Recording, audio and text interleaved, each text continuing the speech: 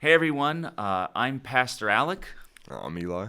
and we're back talking about the Bible, reading through Genesis. So, Eli, uh, what you got for me today? I think we kind of left off in the Joseph narrative or the beginning of it. Yeah, and I've read through chapter 45, which is about where he's in Egypt and he Yep. meets his brothers and he finally tells them, because I don't know how long he was talking with them, but he Yeah. finally told them that who he was because they didn't know. The big reveal. Right, Yeah. right. So, so a lot happens between Yeah, the introduction of Joseph, and kind of his narrative and that. right. So we got some stuff to talk about up until then, right? Oh, yeah, oh, All right. So what you got? yeah. Okay, so even tying in with Joseph and when he was in captivity, the two people he was with. Yeah. Were those like actual dreams, or were they whenever Jacob was on Bethel, was it more like a vision? Oh, well, I mean, it's kind of hard to distinguish between a dream and a vision, Right, right? So, I mean, I think we talked before about the dreams. Uh, a few weeks ago, we talked about the dreams and like the night visions of the night, like in right, Zechariah, and and yeah, I mean, think about it. Jacob at Bethel, he has his vision at night, right, right? So yeah, I would probably say there's probably a fine line between dreams and night visions, if any distinction really at all. right, So yeah, I think a dream is probably good enough, um, and so again, I think we talked about this before too. In this section of Genesis, we do see a lot of dreams. right, Jacob has dreams.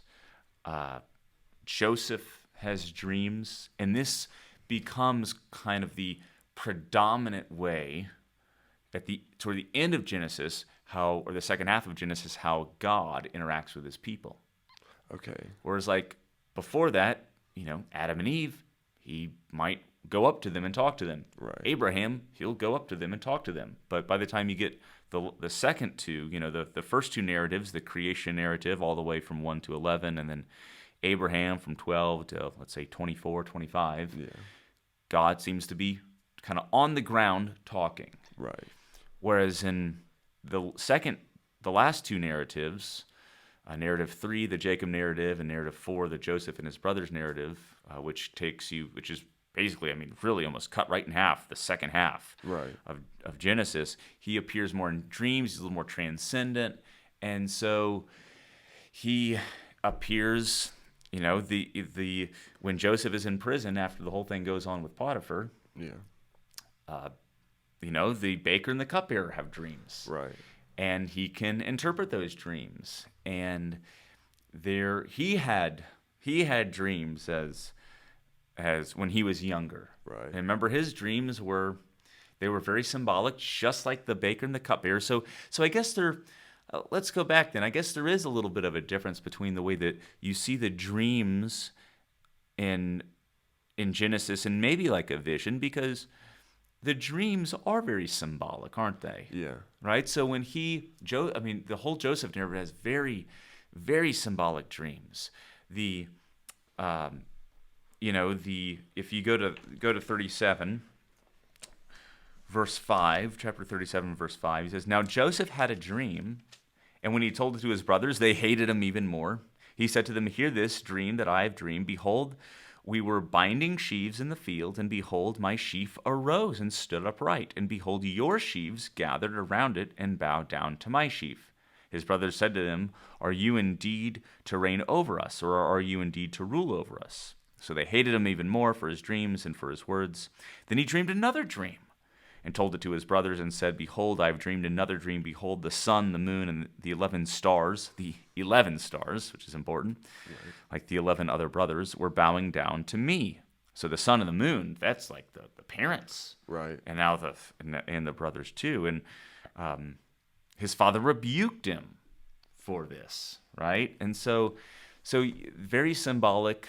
Remember the dream of the baker and the cupbearer, very symbolic. right, And then even when Pharaoh then has his disturbing dreams, right?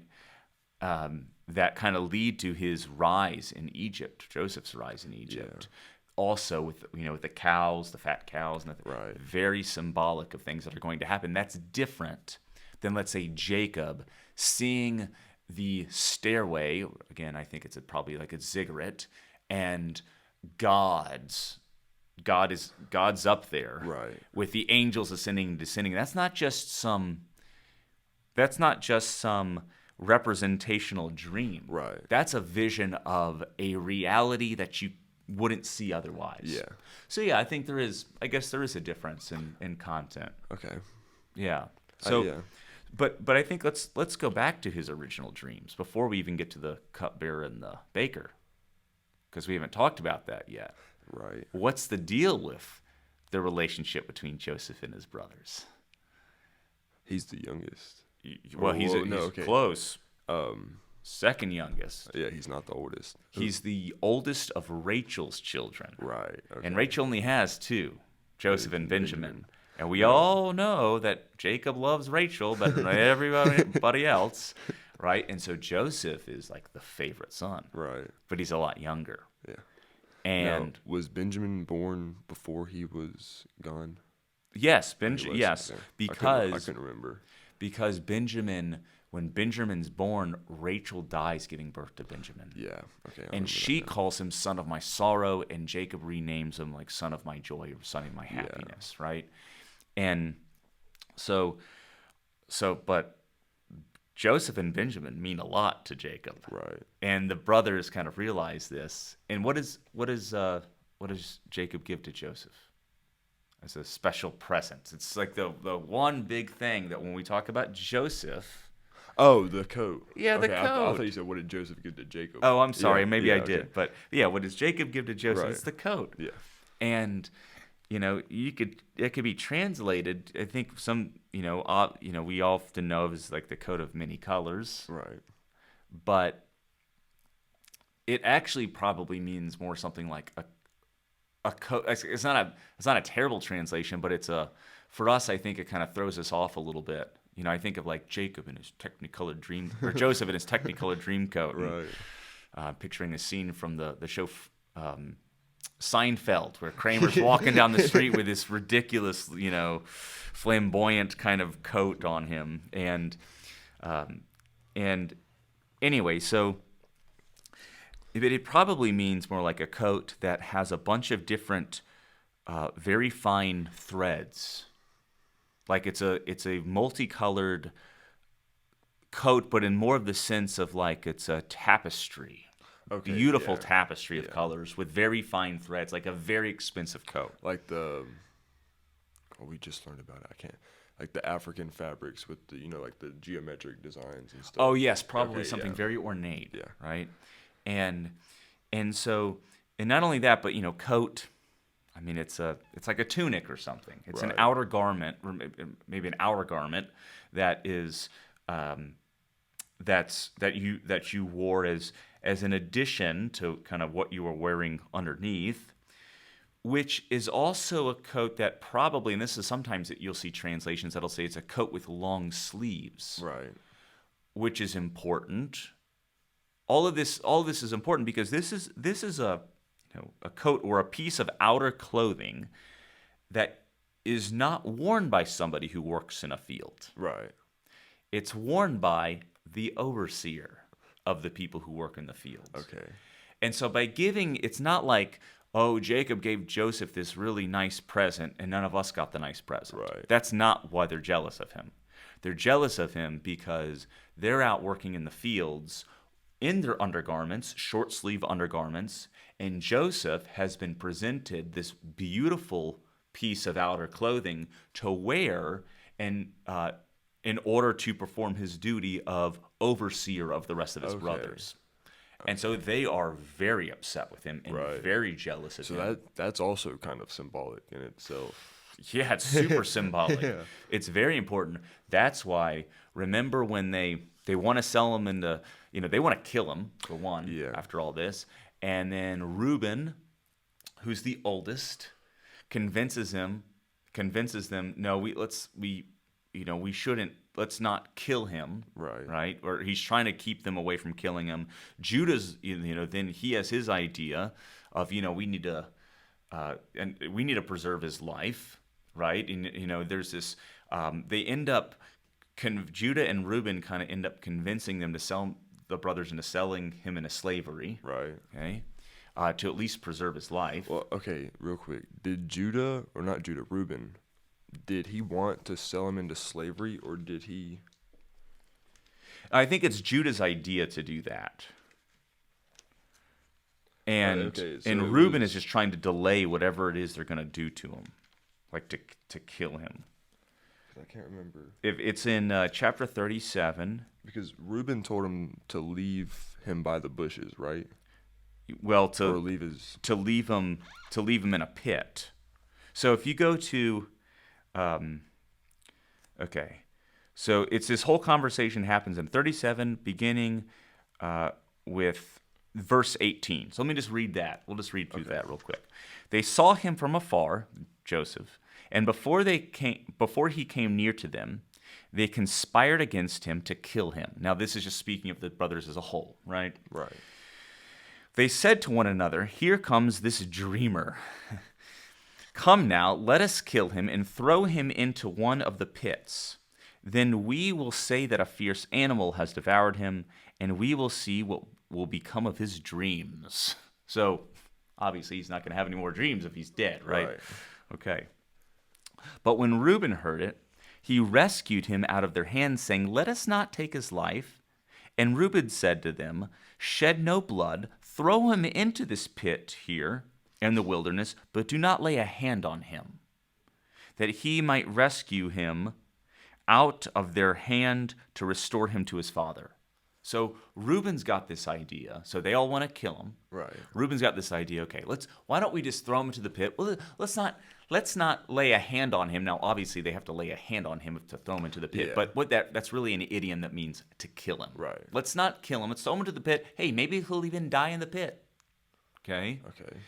And but Reuben's thinking they're gonna throw him into the pit, and then later on Reuben is gonna come back and rescue him. Right. Because is Reuben upset with Joseph? Yeah, probably. But Reuben's like a lot older than Joseph. And Wiser. he's looking at this young guy, maybe he's like 17 years old or something. Right.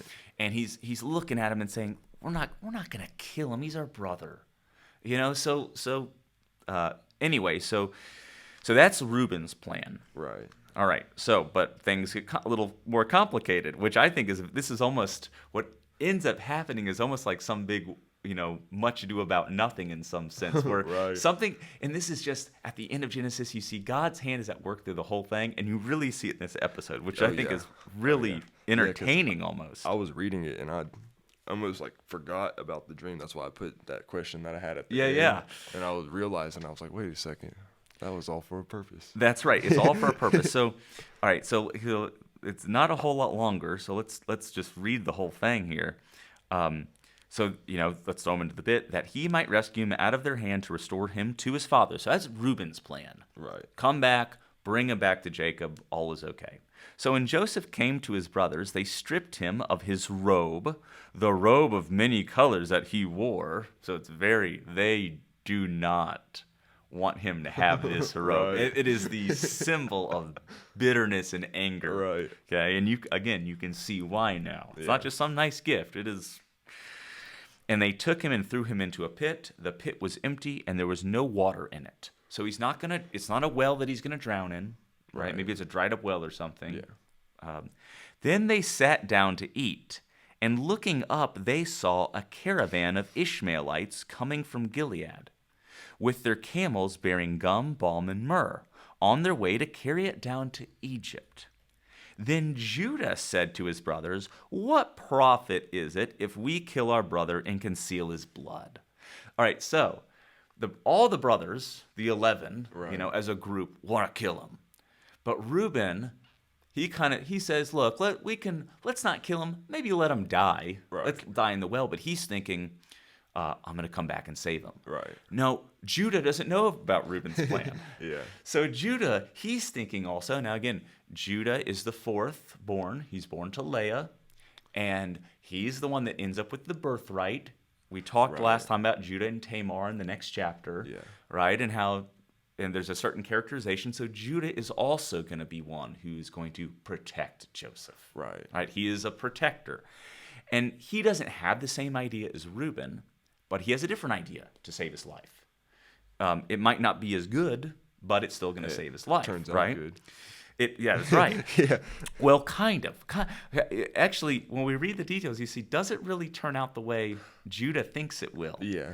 So then Judah said to his brothers, "What profit is it if we kill our brother and conceal his blood? Come, let us sell him to the Ishmaelites, and let not our hand be upon him, for he is our brother and our own flesh." Okay, so you got these two plans. So let's see what happens.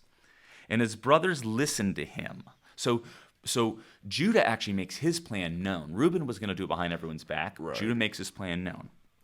Then Midianite traders passed by, and they drew Joseph up and lifted him out of the pit and sold him to the Ishmaelites for 20 shekels of silver. They took Joseph to Egypt. So, did the brothers sell Joseph into slavery? Yeah.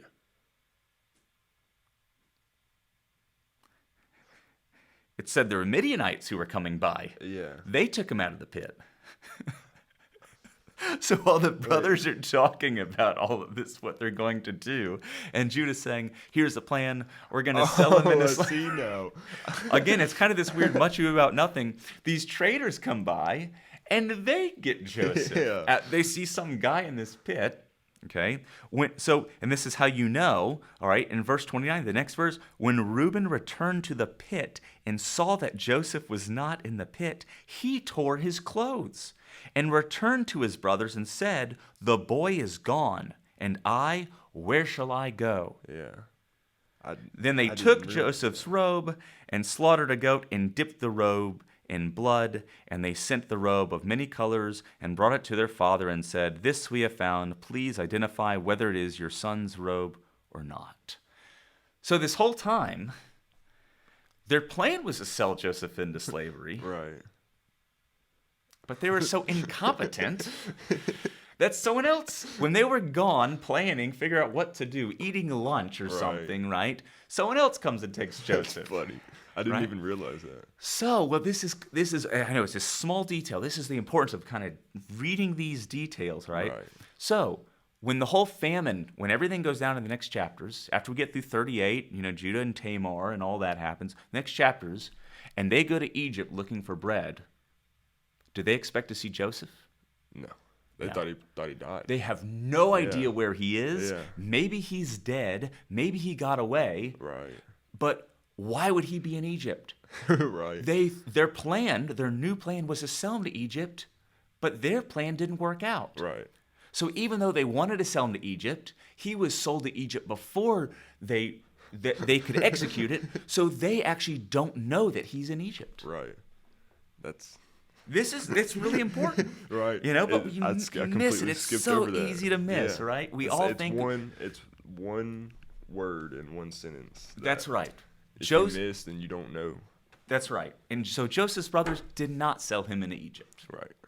Right. So anyway, so I just think that's kind of an interesting, important detail, right? And so all right. So then and we talked a little bit about Potiphar and all that last time, I think, in his Yeah. household. So, all right. So let's get to the dreams and he's in prison,